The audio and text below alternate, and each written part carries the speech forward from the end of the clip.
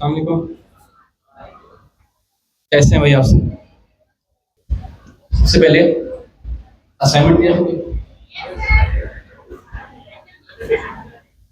कितने लोग ऐसे हैं जिन्होंने असाइनमेंट नहीं बनाया? मेरा नहीं वाले बताए। और कितने लोग ऐसे जिनको पता ही नहीं था, जिन्होंने नहीं बनाया वो भी इसी कैटेगरी में आएंगे। डिस्कॉर्ड कितने लोगों ने ज्वाइन कर लिया? कितने लोगों ने नहीं किया अभी तक? आप लोग व्हाट्सएप वाले ऑफिशियल कम्युनिटी में तो है ना सारे? उसके अंदर एक मैसेज आया था थोड़े दिन पहले कि आपको डिस्कॉर्ड किस तरह ज्वाइन करना है। तो अगर किसी ने नहीं देखा उस चैनल को बिल्कुल म्यूट करके साइड पे किया हुआ तो बनाए कर उसको खोलें। तो उसके अंदर एक मैसेज मिलेगा किस तरह आपने डिस्कॉर्ड ज्वाइन करना है। हमने सैटरडे 2 to 5 अगर हम दिखा दें उसके अंदर काफी दिन पहले एक असाइनमेंट दे दिया था। और असाइनमेंट था क्या? प्रेजेंटेशन।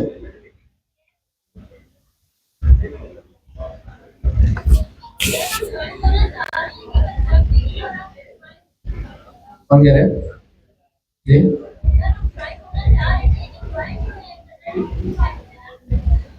पहले कोई ज्वाइन किया हुआ है? पहले उसको लीव करें फिर उसके बाद ज्वाइन करें। एक टाइम पे मेरे ख्याल में एक ही क्लास को आप ज्वाइन कर सकते हैं। तो अगर हम यहाँ पर आए, ये रहा हमारा सैटरडे 2 to 5, जिसके अनाउंसमेंट सेक्शन के अंदर हमने आपको यहाँ पर रेपो का लिंक भी दिया है जो हमारी Q4 में हम चलाएंगे उसको। उसके अलावा व्हाट्सएप का लिंक भी दिया है, हमारा जो ग्रुप है उसके अंदर भी अपडेट्स आती हैं। और इसी के अंदर अगर आप यहाँ पर आते हैं, मैंने यहाँ पर मेंशन भी किया हुआ है कि हमने एक असाइनमेंट भी दिया है। तो ये हमारी रेपोजिटरी है क्लास की। तो इसके अंदर अभी तक हमारे से क्लास 1 थी, क्लास 1 से रिलेटेड जितने भी असाइनमेंट क्या क्या हमने पढ़ा था वो सारी चीज़ हमने यहाँ पर लिख दी थी। और जो सर्जिया की वीडियो थी वो भी हमने यहाँ पर लगा दी थी। और एक और चीज़, हमारी क्लास कोई 2 क्वार्टर से तकरीबन रिकॉर्ड भी होती है, ये आरिफ भाई करते हैं। तो अगर कोई किसी वजह से छुट्टी कर ले तो उसके बाद यहाँ पर वो रिकॉर्डिंग भी देख सकते हैं। लेकिन ऐसा नहीं करना कि सारे ये समझे कि रिकॉर्डिंग मिल रही है तो छुट्टियाँ करते रहो, घर से देख लेंगे। यहाँ पर अटेंडेंस आपकी रोज होती है। अगर इनका भी कोई क्राइटेरिया, अगर आपकी कुछ छुट्टियाँ ज़्यादा हो जाए, इनका कोई कैटेगरी क्राइटेरिया होगा उससे ज़्यादा अगर आपकी छुट्टियाँ हो जाए तो ये फिर एलिमिनेट भी कर देता है। तो आप इस चीज़ को भी ध्यान में रखिएगा। उसके अलावा लास्ट टाइम हमने पढ़ा क्या क्या था? हमने ये डिस्कस किया था कि एलएलएम किस तरह काम करते हैं। कॉन्टेक्स्ट विंडो के बारे में पढ़ा था, कॉन्टेक्स्ट विंडो क्या होती है। उसके अलावा क्या देखा था? एजेंट्स क्या होते हैं तो भी देखा था। कि एलएलएम और अगर आप टूल को मिला दें तो इसके ऊपर हमने काफ़ी लंबी डिस्कशन की थी। उसके अलावा कल संडे सुबह 10 बजे हमारी क्लास में काफ़ी स्टूडेंट्स का टेस्ट है कोऑर्डिनेटर्स का। कोऑर्डिनेटर्स कितने लोग हैं यहाँ पर? कोऑर्डिनेटर्स कितने हैं? एक, दो, बाकी सब आपका टेस्ट की वजह से सिर्फ 2 ही है। दिमाग आया कुछ? ठीक है, तो आज की क्लास हम स्टार्ट करते हैं। क्लास आज ज़्यादातर मेरे साथ बैठे हमजा भाई पढ़ा रहे हैं। मेरी आज तबीयत थोड़ी बेहतर नहीं है, वो एक वायरल चल रहा है, सर में दर्द, गला खराब, ये सारी चीज़ें ये सब एक साथ ही हो गया बहन। मैं बीच बीच में पढ़ाता रहूँगा लेकिन ज़्यादातर जो हमारी क्लास कंटिन्यू करेंगे वो सर हमजा करेंगे। उसके अलावा ग्राउंड लेवल पे सारे कोऑर्डिनेटर्स होंगे। तो सबसे पहले कोऑर्डिनेटर्स बाहर आ जाए, मुझे उनसे कुछ बात भी करनी है। फिर उसके बाद हमको ड्यूटी भी बतानी है कि आप लोगों ने क्या क्या करना है और किस तरह से क्लास में लेके चलना है। उसके अलावा आज हमारी क्लास का पैटर्न थोड़ा सा डिफरेंट होगा। डिफरेंट किस सेंस में? अभी अगर आप नोट कर रहे हैं इसके अंदर लैपटॉप कितने लोगों के पास है? सही है। मोबाइल कितने लोगों के पास है? सबके पास है। कोई ऐसा जिसका मोबाइल ना हो? पेपर पेन तो होगा, कुछ तो लाए होगे लिखने के लिए। तो आज हमारी क्लास का पैटर्न कुछ इस तरह चलेगा। हम प्रॉम्प्ट की कुछ टेक्निक्स पढ़ेंगे, सिर्फ थ्योरी नहीं पढ़ेंगे, हम थ्योरी पढ़ के आगे नहीं जाएंगे, वो आपको उसी वक्त इम्प्लीमेंट करने के लिए भी देंगे और वो चेक करेंगे हमारे कोऑर्डिनेटर्स। तो इससे फ़ायदा ये होगा कि हम जो चीज़ पढ़ेंगे उसी वक्त हमारा हैंड्स ऑन भी हो जाएगा कि ये वाली चीज़ काम किस तरह करिए। और एक तरह समझ लें कि हमारा आज की क्लास में एक मिनी टेस्ट ही होगा और इसको सब ने अटेम्प्ट करना। अगर मैंने ये देखा कि यहाँ पर हमने ब्रेक दिया हुआ है, कोऑर्डिनेटर्स आपको हमने टाइम दिया हुआ है, आप लोगों को कुछ ना कुछ काम करने के लिए आपका बाहर हो गया, तो कोऑर्डिनेटर्स ही आएंगे या मैं आऊँगा या तो एडमिन वाले आएंगे, आपका पार्ट लेके रख लेंगे, बाकी फिर हम एडमिन वाले को दे देंगे। ठीक है। और दूसरी चीज़ ये कि कोऑर्डिनेटर्स अब से एक तरह के ना हमारे असिस्टेंट फैकल्टी हैं। तो जितनी रिस्पेक्ट, जितनी चीज़ें आप लोग हमें देते हैं, बाकी टीचर्स को देते हैं, आप कोशिश करिएगा अपनी तरफ से कि हमारे कोऑर्डिनेटर्स के साथ भी आप लोग थोड़ा नरम नज़र रखें। और कोऑर्डिनेटर से भी ये है कि अगर कोई आपसे बदतमीजी करे भी या कुछ बोले भी, वैसे मुझे उम्मीद है ऐसा कुछ नहीं होगा। हमारी क्लास के स्टूडेंट्स काफ़ी अच्छे हैं, सबको नहीं जानता मैं, कुछ काफ़ी सारे तो नहीं भी हैं, लेकिन जिन लोगों को जानता हूँ तो ऐसा कुछ होगा नहीं। लेकिन अगर हुआ तो कोऑर्डिनेटर्स से भी गुजारिश है कि बगैर कुछ बोले वो या तो एडमिन के पास ले जाओ उनको, या तो हमारे पास से बाकी सारी चीज़ें हम खुद से हैंडल कर लेंगे। ठीक है, कोऑर्डिनेटर्स बाहर आ जाएं। उसके अलावा मुझे एक आखिरी चीज़ बता दें कि हमने लास्ट टाइम ये पढ़ लिया था कंप्लीट के एलएलएम काम किस तरह करते हैं। जवाब तो नहीं, क्या होगा, डर रहे हैं आप लोग? ऐसा टेस्ट नहीं हो रहा कि आपको इस टेस्ट पे बोर्ड से बाहर निकाल देंगे, छोटा सा टेस्ट है। ये पढ़ लिया था कि लास्ट टाइम एलएलएम किस तरह काम करते हैं। उसके अलावा एजेंट की थ्योरी पढ़ी थी कि एजेंट क्या होते हैं। ये पढ़ा था कि हमारे पास प्रॉम्प्ट और कॉन्टेक्स्ट क्या होते हैं। ठीक है,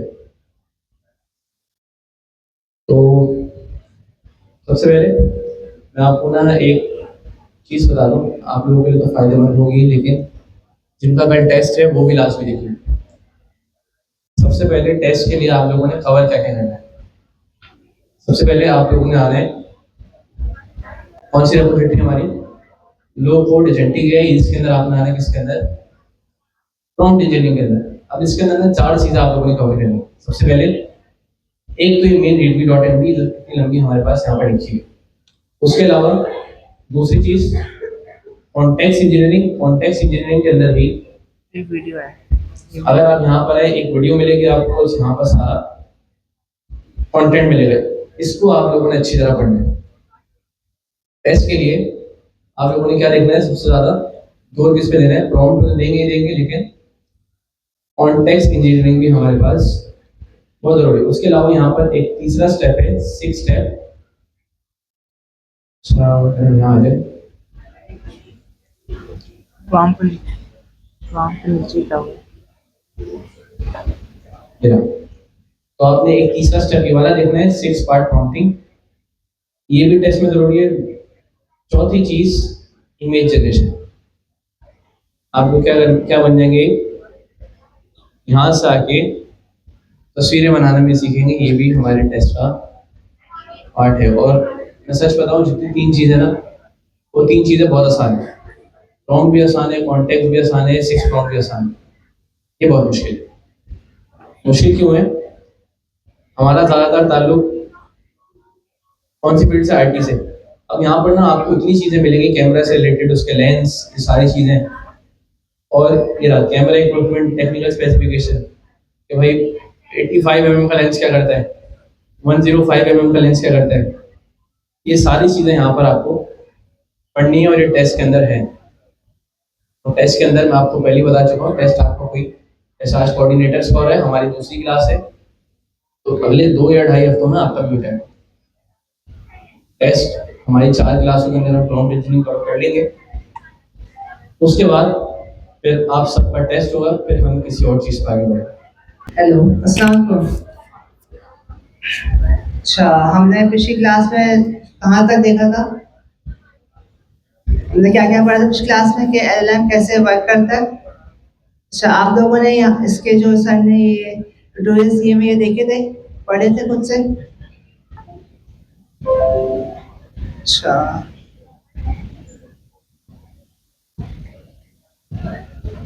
सर ये तो हम अभी हम नीचे चलते हैं। सर ने यहाँ पे अच्छा अच्छा, हम जो यूज करेंगे ज्यादातर प्रॉम्प्ट अपनी वो गूगल के एआई स्टूडियो में यूज करेंगे। यहाँ पे हमें डिफरेंट सेटिंग्स मिल जाएंगी।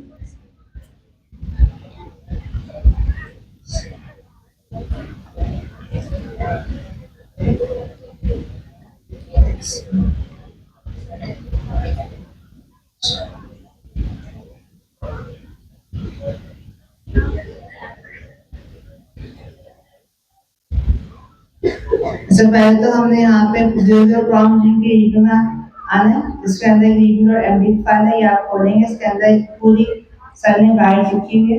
अच्छा, इसके अंदर सर ने और भी डिफरेंट आर्टिकल्स जो आपने पढ़ लिया होगा, तो आपको मिले तो होमवर्क पे। अच्छा, और हमने अब देखना है कि हम कौन से टूल्स यूज कर सकते हैं प्रॉम्प्ट लिखने के लिए। हम एआई स्टूडियो ज्यादातर जेमिनी का यूज करेंगे। अच्छा, हम जेमिनी एआई स्टूडियो जेमिनी से यूज करेंगे। इसके अंदर डिफरेंट सेटिंग्स हमें मिल जाएंगी। जो टॉप पे होता है, टॉप के जो आगे हम आगे पढ़ेंगे, सही हमारे कुछ सेटिंग्स यहाँ पे आ जाएंगी। और ये हमारा एआई स्टूडियो गूगल का। अच्छा, सर ने यहाँ पे एक प्रॉम्प्ट कोर्स दिया है, तो उसका पढ़ लेते क्या काम है। अच्छा, सर ने यहाँ पे एक आप सर यूज प्रॉम्प्ट। अच्छा, आपका जो भी आइडिया है या जो आपने आइडिया सोचा हुआ है, उसको आपने बिल्कुल प्रॉम्प्ट में लाना है। मतलब आपने एक प्रॉम्प्ट लिखा जो कि बिल्कुल अनक्लियर है, अनस्ट्रक्चर्ड है। तो सर ने एक प्रॉम्प्ट दिया है कि आपने उसको बता दें यू आर प्रॉम्प्ट कोच और I will give you a rough and unclear prompt. तो उसको आप इधर एक बिल्कुल उसको अनक्लियर और रफ प्रॉम्प्ट देंगे, तो उसको वो क्या करेगा, क्लैरिफाई कर देगा, जिसका कॉन्टेक्स्ट मिसिंग है वो ऐड कर देगा, उसको स्ट्रक्चर कर देगा और उसके 2-3 अल्टरनेटिव वर्जन दे देगा। और आप इधर अपना प्रॉम्प्ट पेस्ट कर देंगे, जो भी आपका रफ प्रॉम्प्ट आप देंगे। सर ने हमें प्रॉम्प्ट को दिया है कि अपनी जो प्रॉम्प्ट्स हैं उनको आप और बेटर कर सकते हैं इस प्रॉम्प्ट कोर्स के थ्रू। अच्छा, सर ने तो हमें दे दिया कि आपका जो भी प्रॉम्प्ट है, आपने जो लिखा है, जो अभी आप लिखेंगे, उसको कैसे ही कर सकते हो, इस प्रॉम्प्ट कोर्स के थ्रू सेट कर सकते हैं। अच्छा, टेबल ऑफ कंटेंट्स हम ये आप ये कवर करेंगे सारे क्लिक करके। अच्छा, व्हाट इज प्रॉम्प्ट इंजीनियरिंग, ये पिछली क्लास में थोड़ा बहुत डिस्कस हुआ था और हम दोबारा पढ़ लेते हैं कि प्रॉम्प्ट इंजीनियरिंग होती क्या है। तो हम एलएलएम को जो इंस्ट्रक्शंस देते हैं उसको हम कहते हैं प्रॉम्प्ट इंजीनियरिंग। तो शॉर्ट सी डेफिनेशन ये है।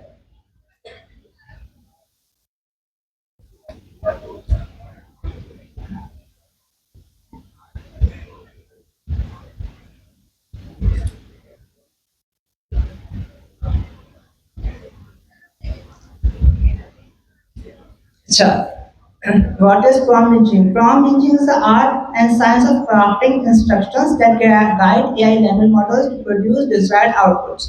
अब सर ने यहाँ पे बिल्कुल सिंपल से डेफिनेशन किया प्रॉम्प्ट इंजीनियरिंग क्या है, कि हम एलएलएम को जो इंस्ट्रक्शंस देते हैं, जो हम उनको क्राफ्ट करके मतलब एक अच्छा प्रॉम्प्ट देते हैं, उसको हम प्रॉम्प्ट इंजीनियरिंग कहते हैं कि डिजायर्ड आउटपुट हम उससे हासिल कर सके एलएलएम से। एलएलएम कोई सा भी हो सकता है, वो ओपन एआई का हो सकता है, जेमिनी का हो सकता है, या क्लाउड का हो सकता है, या क्लाउड हो सकता है। अच्छा, why is it important?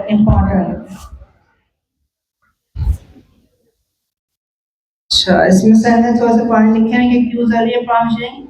You do not need to be a programmer to use AI effectively.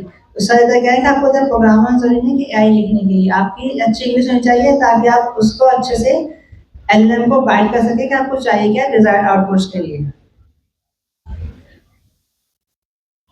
पर आपकी इससे प्रोडक्टिविटी बढ़ती है, अपनी स्किल्स में आप इसको आप यूज कर सकते हैं। और सर ने डिफरेंट पॉइंट लिखे हैं जो आप यहाँ पढ़ सकते हैं। अच्छा, प्रॉम्प्ट और कॉन्टेक्स्ट में क्या फर्क है?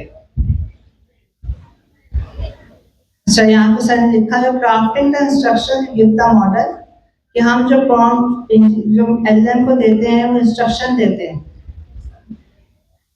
अब drafting the instruction give the model, model से बाद एलएम मॉडल है कि हम जो इंस्ट्रक्शंस देते हैं मॉडल को उसको हम प्रॉम्प्ट इंजीनियरिंग कहते हैं, और जो भी हम उससे इंफॉर्मेशन देते हैं एलएम को वो कॉन्टेक्स्ट कहते हैं। अब हम इंफॉर्मेशन कैसे कह सकते हैं कि कोई भी हमने पीडीएफ फाइल दे दी, जैसे हमने कोई भी कंपनी का पीडीएफ दे दिया, कोई भी कंपनी रिपोर्ट दे दी कि हम उससे सवाल करके पूछ रहे हैं, तो हम उसे कॉन्टेक्स्ट दे रहे हैं एलएम को कि उससे जवाब दें।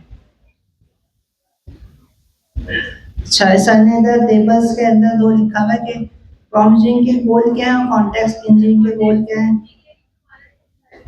अच्छा, कॉन्टेक्स्ट इंजीनियरिंग का ये कॉन्टेक्स्ट इंजीनियरिंग में ये कि हम उसको इंफॉर्मेशन देते हैं एलएम को, फिर उससे हम जवाब देते हैं। इससे मेरा क्या हो रहा था कि आप जैसे जैसे हमने यहाँ पे कहा, जैसे हमने यहाँ पे सिंपल अगर कोई भी can tell me about AI, ये सिंपल प्रॉम्प्ट है, ये सिंपल हमने से प्रॉम्प्ट दे दिया, अगर कॉन्टेक्स्ट कॉन्टेक्स्ट अभी कुछ नहीं दिया। जब हम इसे कहेंगे टेल मी अबाउट एआई, तो ये एआई के बारे में बता देगा।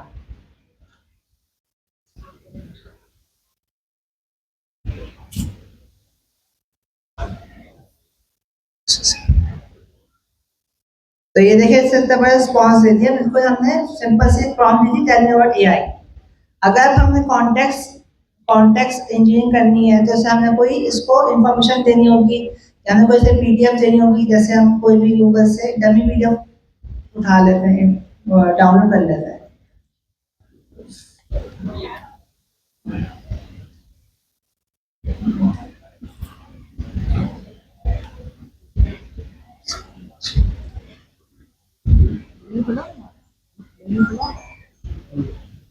अच्छा, ऐसा करते हैं कॉन्टेक्ट समझने के लिए ना आप सर अली की लिंक्डइन प्रोफाइल यूज करते हैं।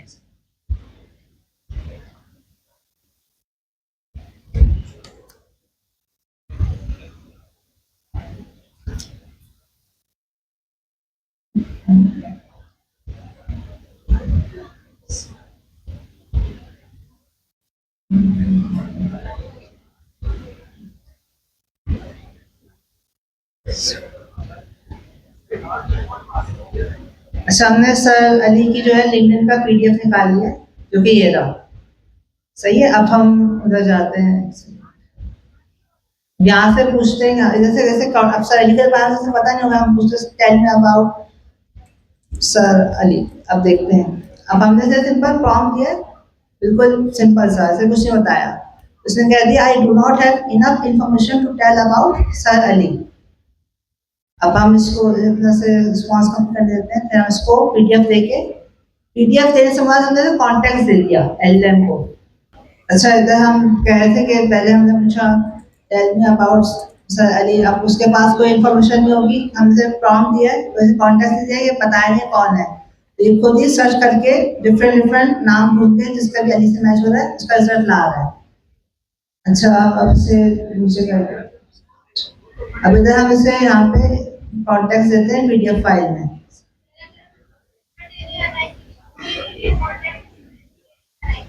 कॉन्टेक्स्ट इंजीनियरिंग का ये होता है कि आपने उसे एलएम को कोई भी इंफॉर्मेशन दे दी है, कोई भी उसको बैकग्राउंड बताना है कि आपने काम कैसे करना है, तो उसको कॉन्टेक्स्ट इंजीनियरिंग कहते हैं। जैसे अभी हमने इसे अपलोड फाइल करके, जैसे इधर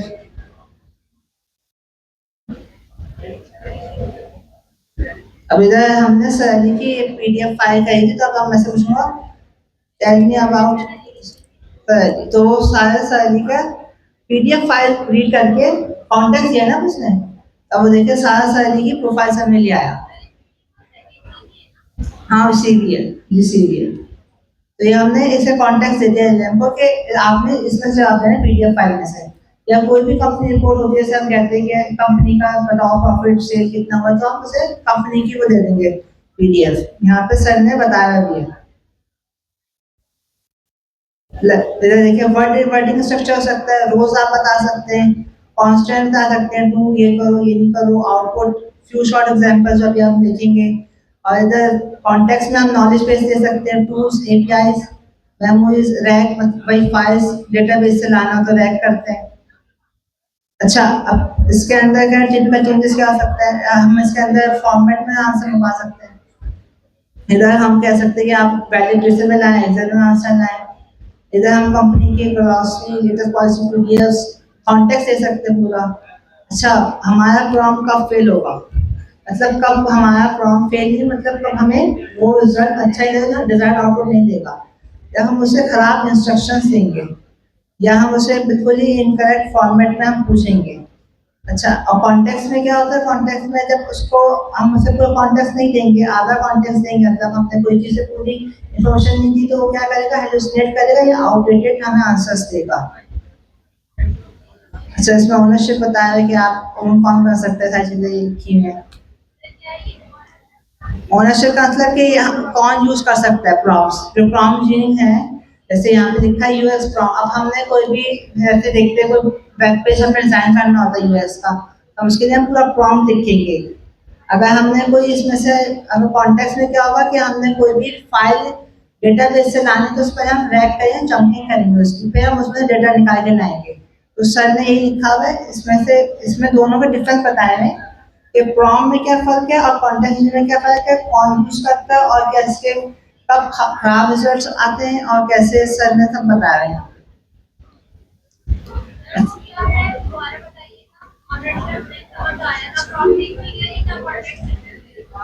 अच्छा, प्रॉम्प्ट इंजीनियरिंग किसी को भी समझ नहीं आया, सिंपल क्या प्रॉम्प्ट इंजीनियरिंग यूज क्यों कर रहे हैं। देखिए, प्रॉम्प्ट इंजीनियरिंग जो है ना सिंपल, वो ये है कि हमने सिंपल एलिमेंट से आउटपुट लेना है। अगर हम यहाँ पे सिंपल सा लिखे हैं टेल मी अबाउट एआई, तो हमने सिर्फ प्रॉम्प्ट दिया है।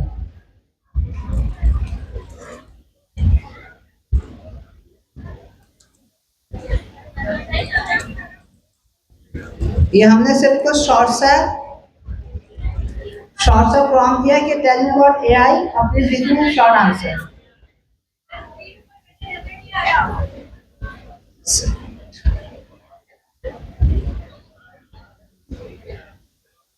अब अगर हमें लिखा,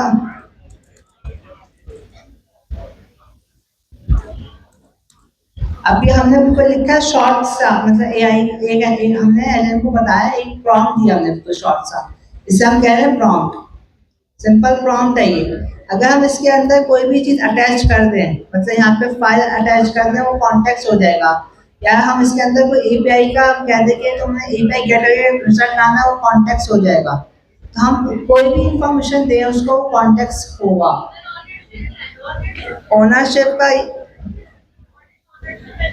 ओनरशिप ये है कि ओनरशिप प्रॉम्प्ट की कोई भी कर सकता है, मतलब कोई डेवलपर है या कोई आर्टिस्ट है, आप कोई भी चीज आपने डिजाइन करनी है, तो वो एक डेवलपर या कोई आर्टिस्ट या जो जिसका काम है उस फील्ड का बंदा, वो उसका ओन होगा प्रॉम्प्ट का। जैसे यहाँ पे सर लिखा है यूएक्स हो सकता है, प्रॉम्प्ट डिजाइन हो सकता है, या ऐप डेव्स हो सकते हैं। ऐप डेवलपर जो मोबाइल ऐप या वेब ऐप जो डिजाइन करते हैं, वो प्रॉम्प्ट डाटा करते हैं।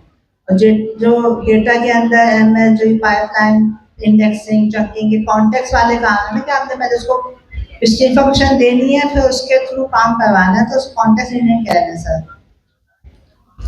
अच्छा, यहाँ पे लिखा हुआ हाउ दे वर्क टुगेदर।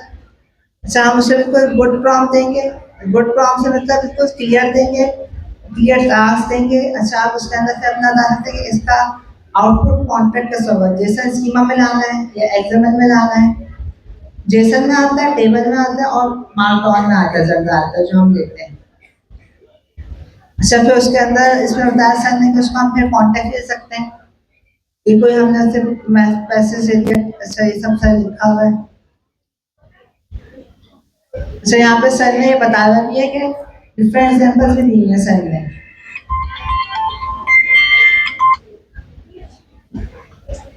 अच्छा, सर ने यहाँ पे डिफरेंट एग्जांपल्स दिए, जैसे इनवॉइस जेसन जनरेटर। तो इसके अंदर सर ने ये देखिए प्रॉम्प्ट भी दिया हुआ है और एक कॉन्टेक्स्ट इंजीनियरिंग भी दिया हुआ है।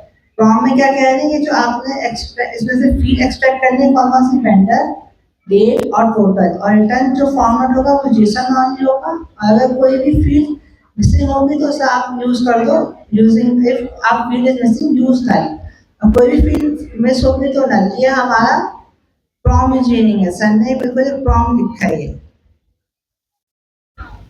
अब कॉन्टेक्स्ट में क्या होगा, हम उसे कोई फाइल देंगे या हम उसे कोई डेटा से प्रोवाइड करेंगे, तो उसमें से बताएं पूछेंगे प्रोवाइड, उससे हम कहेंगे कि दो हमें प्रोवाइड करो, provide a few level example attach the vendors invoice and retrieve by embeddings. ये हम आगे रैक पढ़ेंगे तो ये आपको एम्बेडिंग का कॉन्सेप्ट और रिट्रीव का कॉन्सेप्ट बताएंगे। लेकिन अभी सर ने दो एग्जांपल्स, एक प्रॉम्प्ट की दी है, एक कॉन्टेक्स्ट की दी है। हम प्रॉम्प्ट लिस्ट में एक्सपेक्ट कर रहे हैं वेंडर, डेट और टोटल, और हमारा जो रिटर्न आउटपुट है वो जेसन में होगा कि जो आया हमें एलएलएम जो रिस्पॉन्स करेगा वो जेसन में करेगा। अगर कोई फील्ड मिस है तो उसे वो मार्क कर देगा एज अ नल। सबसे पहले मुझे ये बताएं, यहाँ पर ऐसे कितने लोग हैं जिनको प्रॉम्प्ट कॉन्टेक्स्ट में और कॉन्टेक्स्ट का डिफरेंस नहीं है? सच ये प्रॉम्प्ट क्या चीज होती है, कॉन्टेक्स्ट क्या चीज होती है, इन दोनों में फर्क क्या है?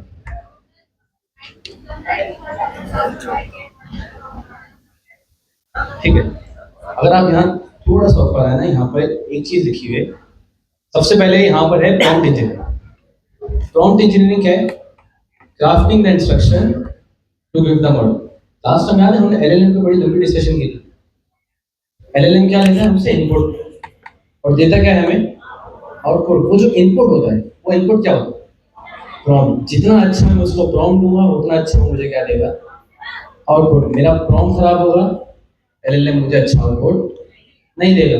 अब कॉन्टेक्स्ट क्या है? अब जब सारा काम प्रॉम्प्ट से हो रहा है, कॉन्टेक्स्ट क्यों आया हमारे पास? मैंने आपको एक चीज बताई थी कि एलएलएम के पास क्या होता है? एक लिमिटेड डेटा होता है, ये बता था। तो एलएलएम क्या करता है कि जितनी उसके पास नॉलेज होती है उस नॉलेज की बेस के ऊपर मुझे जवाब दे सकता है। ऐसा ही है। अब अगर मैं एलएलएम से जाके ये सवाल करूं कि अभी कराची का वेदर क्या है, क्या एलएलएम जवाब दे पाएगा? क्यों नहीं दे पाएगा? नहीं दे पाएगा। लेकिन अगर मैं एलएलएम को क्या कर दूं, मैंने प्रॉम्प्ट तो दिया कि कराची का वेदर है। कराची का वेदर क्या है?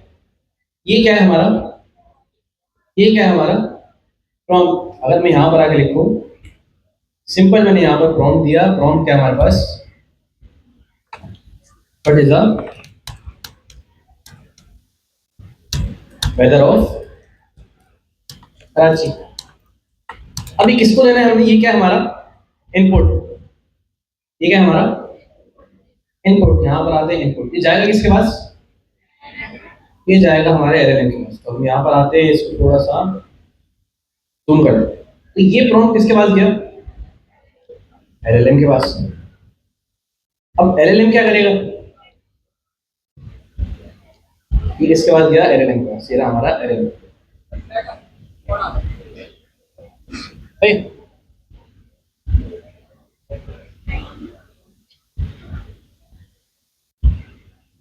अभी आया एलएलएम के पास। अब एलएलएम क्या करेगा इस काम? यहाँ पर हमें क्या देगा? एक आउटपुट। आउटपुट क्या देना चाहिए इसको? अब एक चीज याद रखें, बात किसकी हो रही है? एलएलएम। एलएलएम मतलब यहाँ पर हम किसकी बात कर रहे हैं? हम बात कर रहे हैं ओपन एआई के किसी एलएलएम की। फर्स्ट पहले हम यहाँ पर ले लें ओपन एआई। ओपन एआई के किसी एलएलएम। अभी एलएलएम क्या करेगा? मुझे क्या दे देगा? एक आंसर दे देगा। आंसर में क्या देगा? आंसर में क्या देगा? फर्स्ट कर लेते हैं, इसने मुझे आगे दे दिया सनी 42 डिग्री 42 डिग्री सेल्सियस। अब मुझे बताएं इस वाले डायग्राम के अंदर मसला क्या है?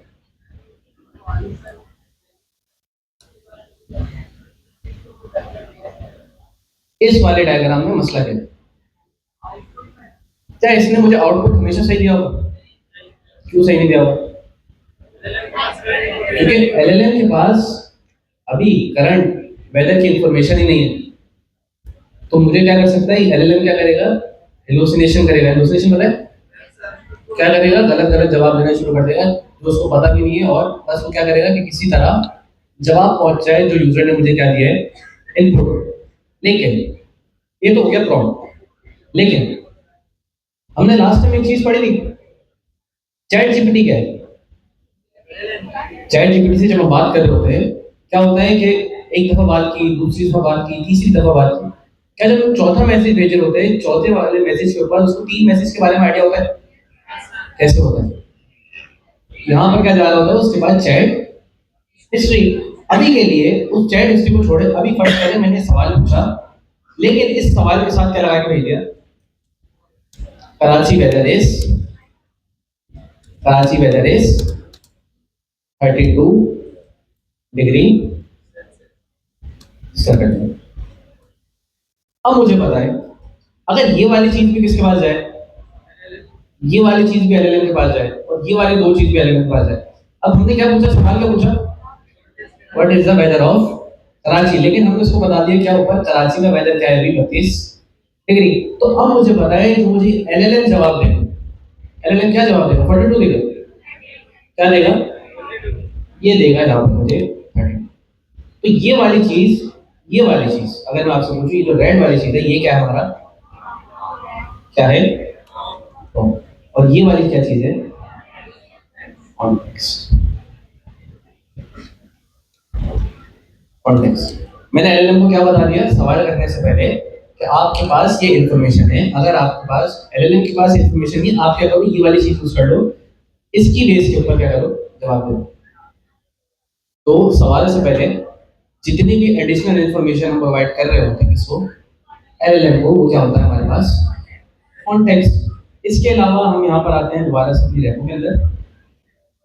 अब समझ आया ना प्रॉम्प्ट कॉन्टेक्स्ट, ठीक है। तो अगर हम यहाँ पर दोबारा से इसी चीज के ऊपर आए, कहाँ गया ये रहा।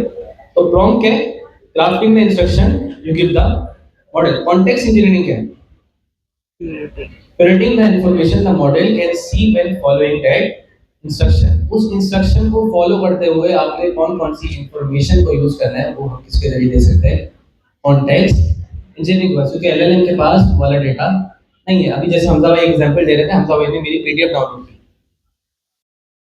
अभी के लिए हम शायद कोई मशहूर सवाल करते उससे तो एलएलएम उसको जानता है, लेकिन क्या एलएलएम मुझे जानता है, नहीं जानता। एलएलएम आपको जानता है, नहीं जानता।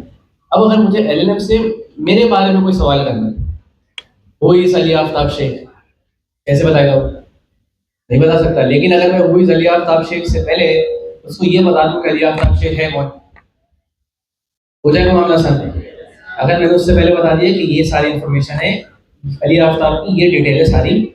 अब अगर मैं उससे सवाल पूछूं, एलएलएम के पास तो वो इंफॉर्मेशन नहीं है, लेकिन क्या हमने एलएलएम को एडिशनल इंफॉर्मेशन प्रोवाइड की, तो क्या अब एलएलएम जवाब दे पाएगा।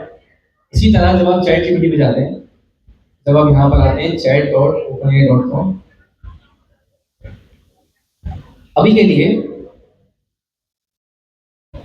फर्ज करें कि अभी अगर मैं पूछूं उससे कोई भी बात करूं, अभी एलएलएम के पास यहाँ पर कोई हिस्ट्री है जो उसने बिहाइंड द सीन कुछ ना कुछ रखी होगी, मेमोरी के अंदर रखी होगी। अगर मैं इससे पूछूं व्हाट इज माय नेम, अभी कर दिया है, तो शायद ये क्या कर पाए, बता दे क्या आ गया, your name is Ali Aftab Sheikh. लेकिन अब एक चीज नोट करें कि हमने इस पर बड़ी लंबी डिस्कशन की थी कि जैसे जैसे मैं इससे बात करता रहूंगा, फर्ज करें कि my goal is to learn prompt engineering. अब ये सारी टेक्निक हम सीखेंगे किस तरह से आप किस तरह से प्रॉम्प्ट। अभी जो हमने क्या किया, मैंने इसको क्या बताया, what is my name, my goal is. अभी क्या कर रहे हैं हम क्या कर रहे हैं, कोई प्रैक्टिस फॉलो नहीं कर रहे, लेकिन प्रॉम्प्ट लिखने का भी एक तरीका है। ये हमने डिस्कस किया ना कि आप एलएलएम को जितना अच्छा प्रॉम्प्ट देंगे, एलएलएम क्या देगा, उतना अच्छा आउटपुट। अगर हमारा एलएलएम अच्छा नहीं होगा तो हमारे पास आउटपुट अच्छा नहीं आएगा। तो इसने क्या किया, इसने देखें यहाँ पर जैसे मैंने इसको बताया, इसने क्या कर दिया, अपडेट कर लिया मेमोरी के अंदर, अपडेट सेव मेमोरी। अब जब भी मैं इससे कोई सवाल करूंगा, इसको पता था कि हमारा गोल क्या है, हमने क्या सीखना है, प्रॉम्प्ट इंजीनियरिंग। तो कॉन्टेक्स्ट थोड़ा थोड़ा समझ आया कि किसी भी प्रॉम्प्ट के ऊपर अगर हम एडिशनल इंफॉर्मेशन लगा के भेज दें वो क्या कहलाता है हमारे पास। इसी तरह अब ये कर लेते हैं कि इस पर डिस्कस कर लेते हैं। अभी तो मैंने बताया सिर्फ आपको डायग्राम दे देना कि इंफॉर्मेशन आएगी कहाँ से। हम एजेंट ऐसे ही पढ़ते हुए आए, अगर आप नोट करें एजेंट बनाते थे हम, एजेंट के अंदर हम एक एट्रीब्यूट पास करते थे टूल का, याद है। उस टूल के अंदर क्या करते थे, हम अपने टूल्स बना के देते थे। उस टूल्स का काम क्या होता था, उन टूल्स का काम क्या होता था भाई, टूल्स का काम क्या होता था, टूल सब कुछ, टूल्स का काम क्या है, टूल्स होते क्या है, से किसी भी टास्क की बेस पे वो क्या करे, रेलिवेंट टूल को क्या करे, कॉल करे, और जो उस टूल से इंफॉर्मेशन आई है उस इंफॉर्मेशन को किसको दे दे, एलएलएम को। यही होगा ना। अब नोट करें, ये मैंने एजेंट से कोई भी सवाल पूछा जिसके बारे में इंफॉर्मेशन हमारे एलएलएम के पास नहीं, एलएलएम फौरन क्या डिसाइड करता है, एलएलएम फौरन क्या डिसाइड करता है कि मुझे क्या करना है, टूल कॉल करना है। अब जब बात है टूल कॉल करने की, तो टूल भी कॉल कर देगा, लेकिन उस टूल से आएगा क्या, उस टूल से आएगा क्या, ये बोलो, टूल से क्या आएगा, इंफॉर्मेशन ही आएगी ना। जो भी रेलिवेंट, जिस नाम से मैंने टूल बनाया, मिसाल के तौर पर मैंने ट्रैवलिंग का टूल बनाया, मैंने क्या किया, एलएलएम ने उसको इंफॉर्मेशन दी, उसने क्या किया, उसको उस टूल को कॉल किया, और जो भी स्टेटस था वो मेरे पास भेज दिया। वो जो स्टेटस आ रहा है, वो जो इंफॉर्मेशन आ रही है, वो भी क्या है, वो भी क्या है, कॉन्टेक्स्ट, वो भी क्या है, कॉन्टेक्स्ट। तो एलएलएम के पास एडिशनल जितनी भी इंफॉर्मेशन आएगी किसके बाद, प्रॉम्प्ट के बाद, वो क्या है हमारे पास, कॉन्टेक्स्ट। समझ आया? ठीक है। उसके अलावा ये पढ़ लिया, ओनरशिप बता दो सर, ओनरशिप समझ आया। ठीक है। हमारे पास प्रॉम्प्ट इंजीनियरिंग का गोल क्या है, गोल क्या है, tell the model how to behave and what to produce. इसका क्या मतलब, हम अपने मॉडल को बता रहे हैं किसके जरिए कि आपने किस तरह बिहेव करना है और क्या करना है, क्या प्रोड्यूस करना है। मिसाल के तौर पे इनपुट, जितना अच्छा इनपुट उतना अच्छा क्या, आउटपुट। आउटपुट। लेकिन कॉन्टेक्स्ट में क्या होगा, give the model the facts the example it should rely on. इसका क्या मतलब, इसका क्या मतलब कि मैंने प्रॉम्प्ट तो दे दिया, अब अगर मैंने प्रॉम्प्ट में कोई ऐसी बात की जो एलएलएम के पास है नहीं, फिर मैं क्या दूंगा उसको, कॉन्टेक्स्ट। उस कॉन्टेक्स्ट में क्या दूंगा, मैं एग्जांपल दूंगा, मैं फैक्ट्स दूंगा, जिसके लिहाज पे क्या कर सके एलएलएम मुझे क्या दे सके, रिस्पॉन्स दे सके। इसके अलावा अगली चीज हमारे पास लिमिट्स, इसके अंदर क्या है, wording, structure, role, constant, output schema, few shortage. ये सारी चीजें वैसे अभी हमारे पास आगे आएंगी, लेकिन ये याद रखें कि प्रॉम्प्ट इंजीनियरिंग के अंदर, प्रॉम्प्ट इंजीनियरिंग के अंदर ऐसा नहीं हो रहा कि जिस तरह हम उर्दू में बात करते हैं उसी तरह एलएलएम को समझें। जिस तरह हम इंग्लिश में कोई भी टूटी फूटी इंग्लिश लिखते हैं, इंग्लिश वो समझ जाता है, लेकिन प्रॉम्प्ट का क्या होना चाहिए, हमेशा एक स्ट्रक्चर। जितना अच्छा मैं स्ट्रक्चर बताऊंगा उतना अच्छा आउटपुट आएगा। अब मिसाल के तौर पर मैं ऐसी कर दूं कि एक छोटी सी एग्जांपल ले लेते हैं, मैं इससे पूछूं व्हाट इज एजेंटिक है, क्या करेगा, उसकी अपनी मर्जी, किसी भी तरह क्या दे दे मुझे जवाब दे दे। लेकिन अगर मैंने उसको जाके बोला व्हाट इज एजेंटिक है, tell me in the step by step, तो स्टेप बाय स्टेप बताएगा, इतने इतने पॉइंट्स बनाए। अगर आपने कोई कंपैरिजन करवाना है, आप उसको बोले कि आप उसका टेबल भी बना के दें। अगर आप डिटेल प्रॉम्प्ट देंगे, जितना डिटेल प्रॉम्प्ट देंगे उतना डिटेल में रिस्पॉन्स आएगा। अगर मैं बता ही नहीं रहा, मैं एलएलएम के आसरे में बैठ गया, क्या एलएलएम समझ पाएगा हमारा? एलएलएम होशियार जरूर हुआ है, लेकिन वो नहीं बन गया कि हमारा दिमाग पड़ जाए सोच क्या रहे। ये तो हमें क्या करना पड़ेगा, बताना पड़ेगा। तो हम प्रॉम्प्ट इंजीनियरिंग के अंदर जी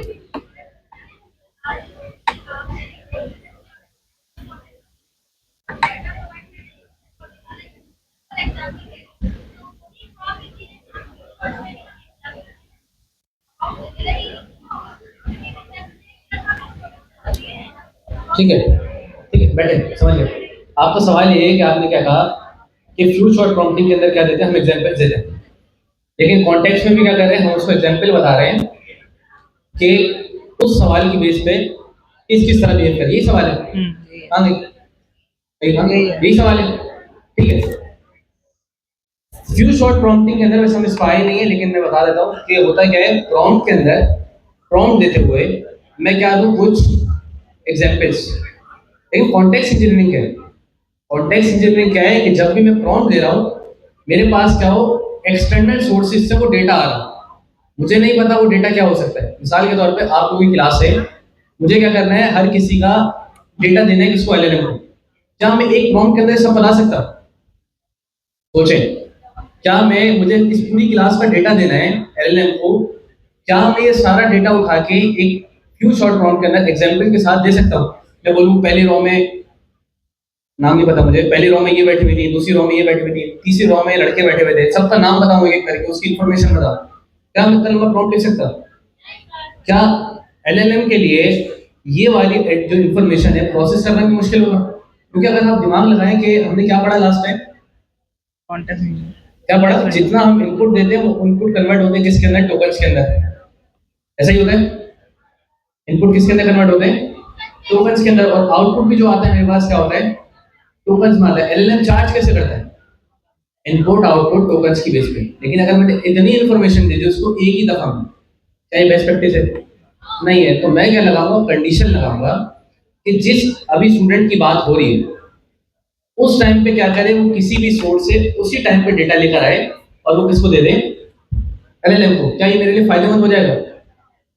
क्या ये मेरे लिए फायदेमंद हो जाएगा? ये चीज समझ रहे हैं? चलिए, बातें कौन कर रहा है भाई? ठीक है, मैंने क्या कहा कि फर्ज करें मुझे आप सब के बारे में इंफॉर्मेशन चाहिए, आप सबकी एक एक आईडी बनी। मैंने क्या कहा, मुझे अगर एलएलएम को आपके बारे में कोई इंफॉर्मेशन देनी है, मैं एक साथ तो नहीं दे सकता।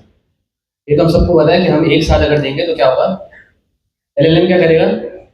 वो उसको प्रोसेस ही नहीं कर पाएगा और हमारे टोकन्स क्या होंगे? बहुत ज़्यादा जनरेट होंगे। लेकिन मैं क्या करूँ? टूल्स पढ़े हमने, उस टूल्स के अंदर क्या क्या काम कर दूँ कि जैसे ही मेरे पास कोई यूज़र आया, वो यूज़र बस मुझे क्या बताए? अपनी आईडी। क्या बताया? बस आईडी। उस टूल का काम क्या हो? इस आईडी की बेस पे जाके उस स्टूडेंट की इंफॉर्मेशन लेके आ जाए और वो मैं एलएलएम को बता दूँ कि ये काम थोड़ा बेहतर है।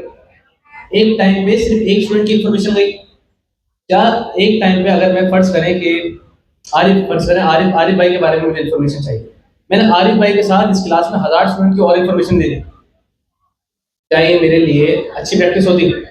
अब हर सवाल में हर स्टूडेंट के साथ में 1000 स्टूडेंट का डेटा दे रहा हूँ, मेरी कॉस्ट सोचे कहाँ गई?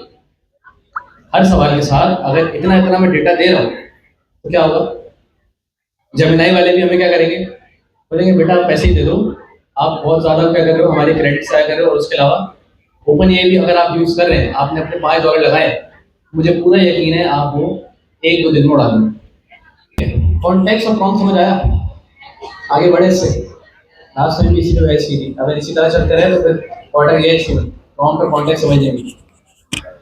आपका सवाल मैं एक बार रिवाइज कर रहा हूँ, सुन के चलिए। आपने क्या कहा? मैंने पीडीएफ दी, मैंने उससे सवाल पूछा, उस सवाल उस पीडीएफ की बेस पे मैंने उससे कुछ जनरेट करवाया, उसने वैसा आउटपुट नहीं दिया जैसे देना चाहिए, उसने हाँ खोला ही नहीं। ठीक है, ठीक है। तो जब भी ना एक चीज़ याद रखिएगा कि जब भी हम इसको मिसाल के तौर पे कोई हम डायरेक्ट पीडीएफ देते हैं, क्या करते हैं? हम उसको पीडीएफ दी, हमने सवाल किया।